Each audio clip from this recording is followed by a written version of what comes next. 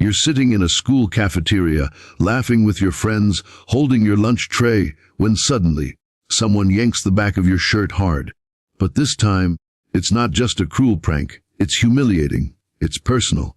And you don't even realize, every moment is being recorded on the security cameras above. By the end of this story, you'll understand how one girl's courage, one grainy video, and one unexpected alley brought down the school's worst bullies and sent them exactly where they belonged, behind bars. The cafeteria incident. Isabella Tran was 17, shy, and the kind of girl most people overlooked.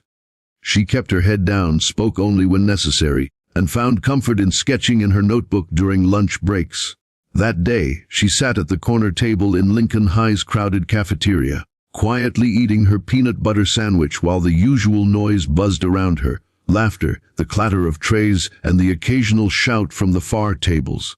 Isabella knew the cafeteria was a minefield. The so-called popular crowd sat near the center, always loud, always watching, like they owned the place. And among them were Trevor Cole and his friends, a group of senior boys with too much confidence and no respect for anyone else. They were the kind of boys who thrived on humiliating others, especially anyone who wouldn't fight back. That day, Isabella wore her favorite soft blue sweater. She had saved up to buy it from a thrift store because it made her feel warm and safe. She kept her hair tied back neatly, her head bent over her notebook, sketching a scene of the library she loved so much.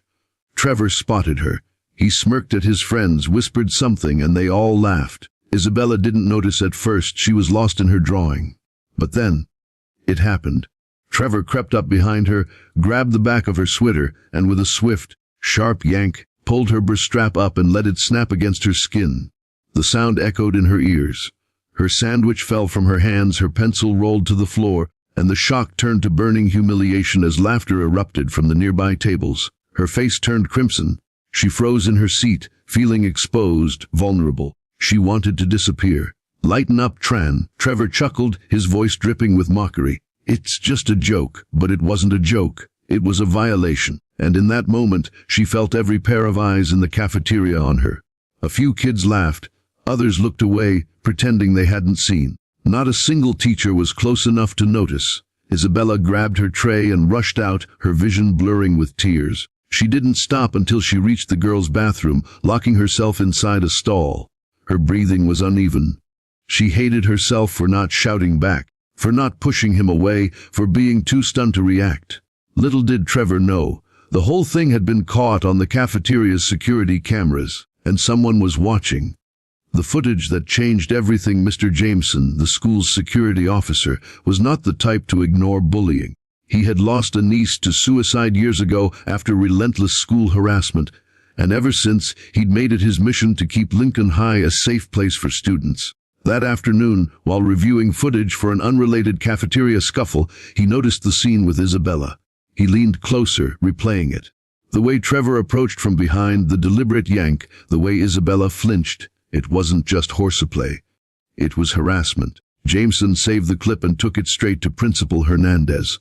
The principal was disturbed but cautious. "You know the rules, Jameson. We have to talk to the student, get her account before moving forward."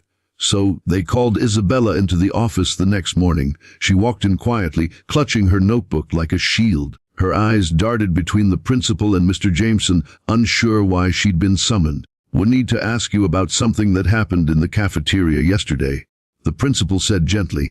Isabella hesitated. Her instinct was to say nothing, keep her head down, let it blow over. But Mr. Jameson's voice was steady, reassuring. "You didn't deserve what happened to you, Isabella. We saw it on the cameras. It's not your fault." Her lips trembled. She nodded slowly, the weight of yesterday's humiliation pressing down on her. "I didn't think anyone would care," she whispered. "But we do," Mr. Jameson replied firmly, "and we're going to do something about it." The next step was calling in Trevor and his friends. At first, they laughed it off. It was just a joke, Trevor insisted, rolling his eyes. But when Mr. Jameson played the footage on the office monitor, their expressions changed. "This," he said, pointing at the screen, "is not a joke. It's assault." The school followed protocol. Parents were called, the police were notified, and statements were taken. Isabella's parents were furious. They had trusted the school to keep their daughter safe. 2 days later, Trevor and his two accomplices were led out of school in handcuffs. Their smirks were gone. The charges were serious: harassment, assault, and violation of school safety laws. News of the arrest spread quickly. The cafeteria, once a place Isabella dreaded, became strangely quiet when she walked in. The whispers weren't mocking anymore. They were filled with shock, even respect. For the first time in a long while, Isabella felt like she could breathe. But her journey wasn't over. The scars of humiliation don't vanish overnight.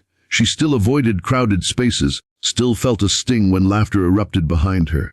Yet now she wasn't invisible anymore. People saw her, and she knew one thing for sure: no one was ever going to get away with hurting her again.